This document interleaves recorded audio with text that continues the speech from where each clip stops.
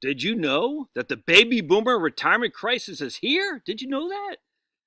Did you know, or have you asked why the richest generation is struggling? Are you a baby boomer? Did old Reshma Kapadia actually interview you to find out if you're a baby boomer and if you're a struggler or not? How does she know the richest generation is struggling? What do we know this? All right, the whole thing's freaking stupid. It's I don't get. He's barking at Barky. Bob was going to go investigate. I don't get Barron's. There's only so much I can read, and frankly, most of this crap I can't stand, to be honest with you. But if it doesn't matter, I like when you all send me the articles. That helps me. So if you're sending it, if you're reading it, other people are interested in it too, I guarantee. So freaking stupid. Americans born in the post-war boom are entering their golden years. Despite the financial success of their careers, a disturbing number are prepared for the financial challenges ahead. We have Elizabeth and Frank Boatwright here as our avatars on how the baby boom generation is going to be bankrupt before they're dead. All right, so Elizabeth planned to be retired by now. After all, she and her husband Frank saved diligently for decades, I tell you, and seemed to be on track. But the couple's plans didn't include Frank developing dementia 2 years ago or budget for his caregiving bills of $5,000 to $6,000 a month. So 72-year-old Elizabeth is still working 12-hour shifts a week, all right, as a chaplain at a local hospital and filling in at the local children's hospital whenever she can. So she's okay. Once a couple nest egg shrinks to less than a year's worth of caregiving costs, Boatwright says she plans to give up her paid work and care for Frank herself. Why are you caring for Frank herself as it is? That doesn't make any sense. This literally makes no sense. So she's going to work in order to spend $6,000 a month to care for Frank. That makes sense to anybody? Of course it doesn't. Because is she making $6,000 a month as an employee? Well, if she is, she's still got to pay FICA, income tax, the whole thing. Does that make any sense to anybody? This literally makes no sense. I mean, I hope you guys understand that. So let me have this Haitian lady come to my home, take care of old Frank for $5,000, $6,000 a month. I'm gonna go and be a chaplain at a local hospital and filling in at the children's hospital whenever I can for $5,000, $6,000 a month. Sounds odd to me. But anyway, let's keep going. And then once the couple's nest egg shrinks to less than a year's worth of caregiving costs, we're talking about $80,000, she'll give up her paid work and care for Frank herself. It's hard. The savings are dwindling. Who has a side business helping others with life transitions and financial planning? What? What is happening? Dude, I'm not mocking this. This idea that this representative of, come on. Come on, man.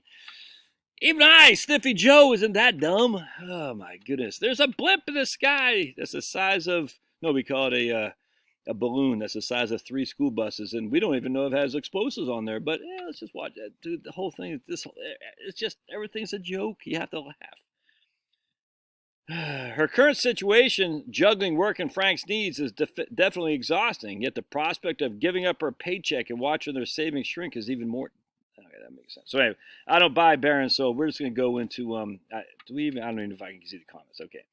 So let's just go straight to the horse's mouth, shall we? And we're going to look at these guys at University of Michigan. So Michigan has this thing called the HRS, the Health and Retirement Survey, which freaking crushes. And oh my goodness, Susan Rottweiler and Michael Hurd freaking love these guys. These guys crush for as long as I can, man, as long as I've been looking at the silliness that is my business. These guys have been freaking waving the flag. I don't want to put words in the mouth. They've been hammering with good, qualified, quantified data, like we're going to go into here, about how the freaking naysayers are just naysayers and they need a pound of sand. I'm telling you, Susan Rottweiler and Michael Hurd, get it? The herd of Rottweilers? Come on, that's pretty funny. It's Susan Rowetter, and I don't know who Pete there. Why does he got that little thing right there? But I don't know what that stands for. He got a little Peter Hudamiat. I don't know what that is.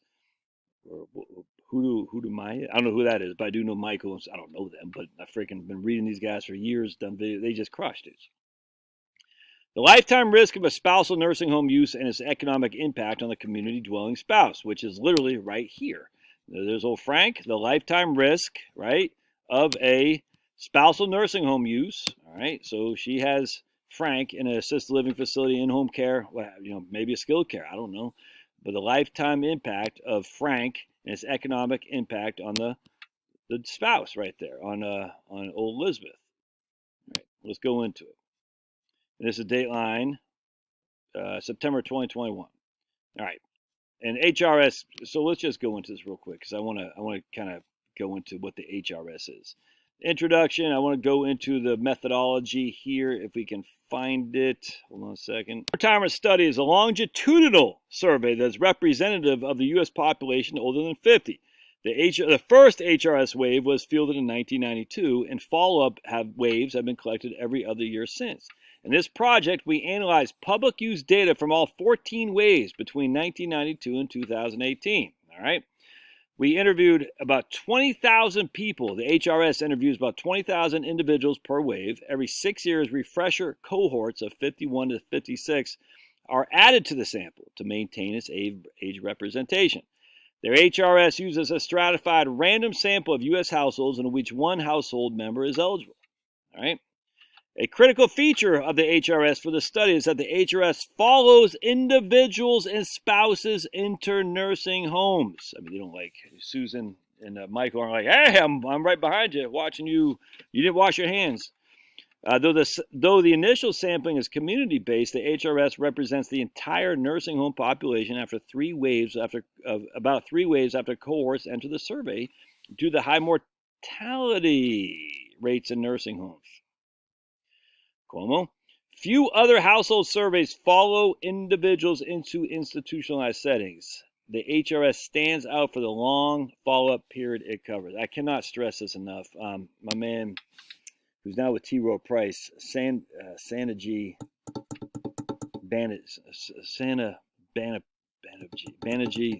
I can't remember. Anyway, he's with T. Rowe Price now.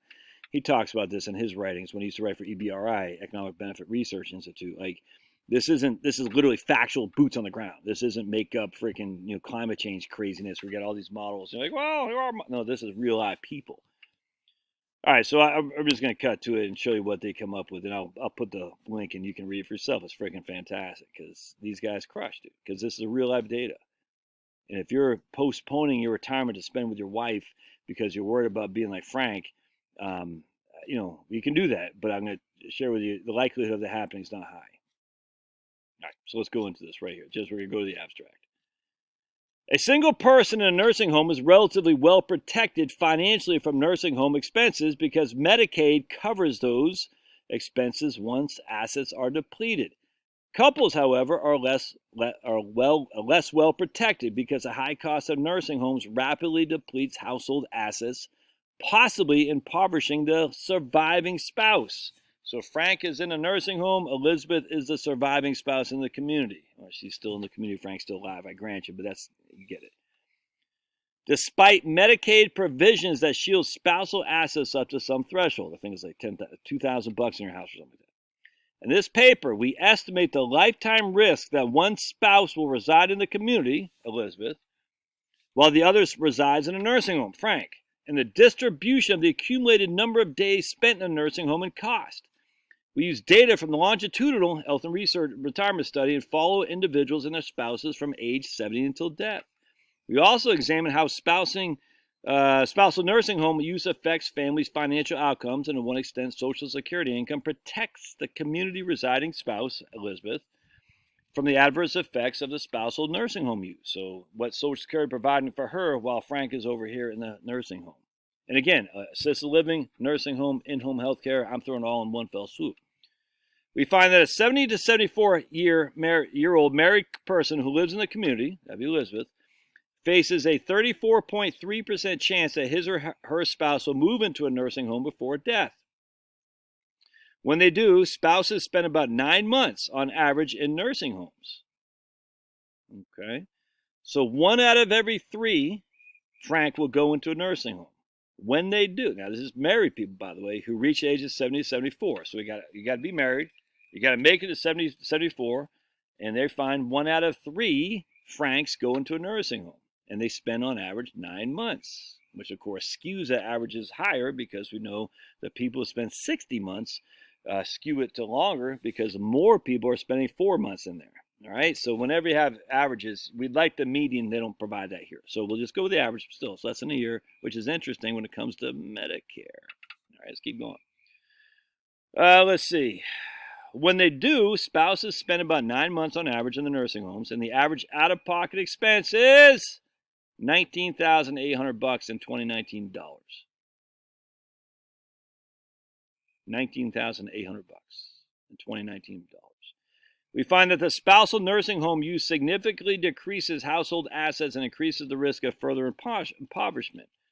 While Social Security income has an overall positive impact on families' financial outcomes, it does not mitigate the financial effects of spousal nursing home use.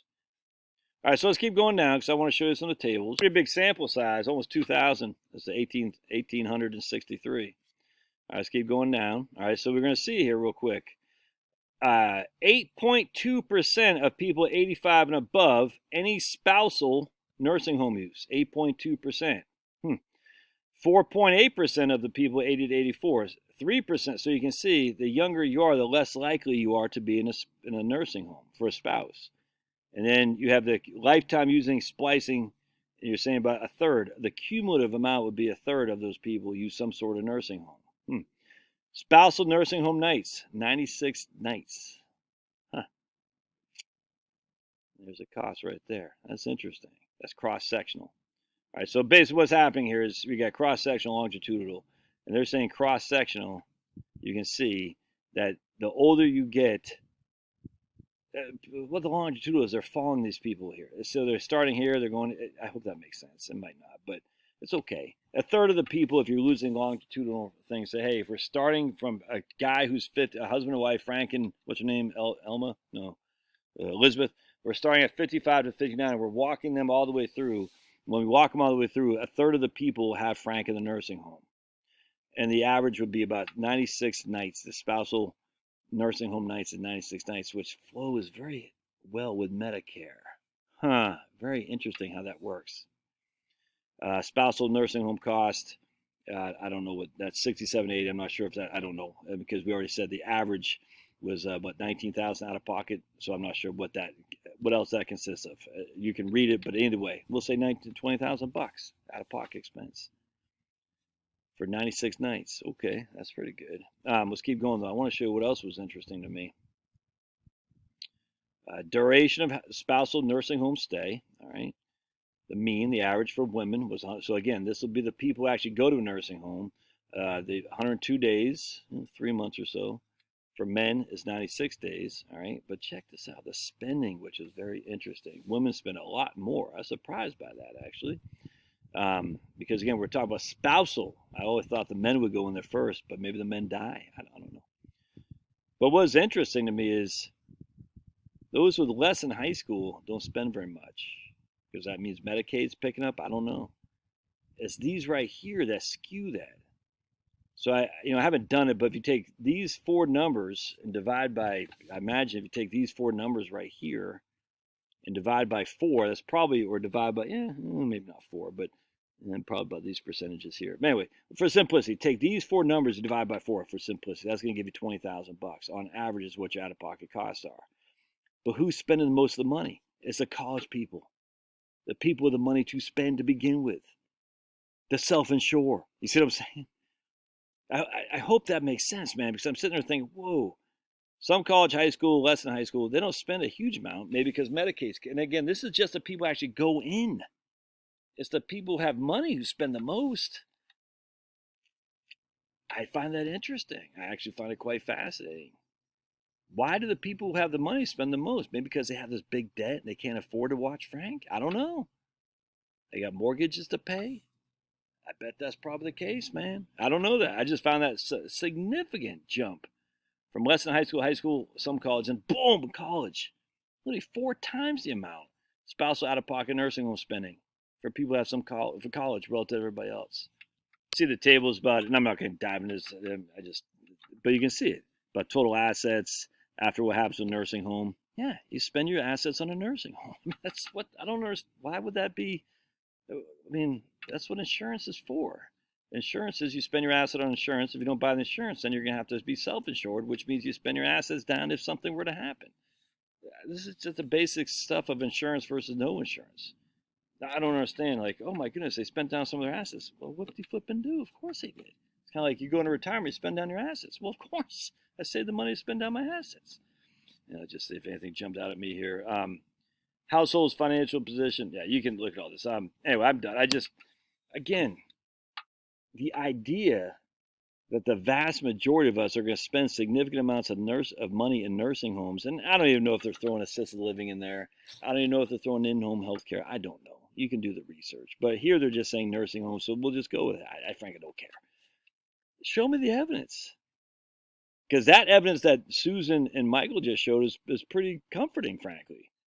I mean, if the worst case scenario is a third of us go to a nursing home on a total out-of-pocket expense on average is $20,000, I'm okay with that.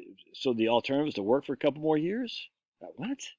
All right, love your thoughts. Anyway, I think what if they call the retirement crisis and never happened because or no one showed up because they keep calling this. This really gets on my nerves, but it's fun to talk about because it gets me content. So I appreciate it. Thanks for sending this to me, Jill. We'll see you.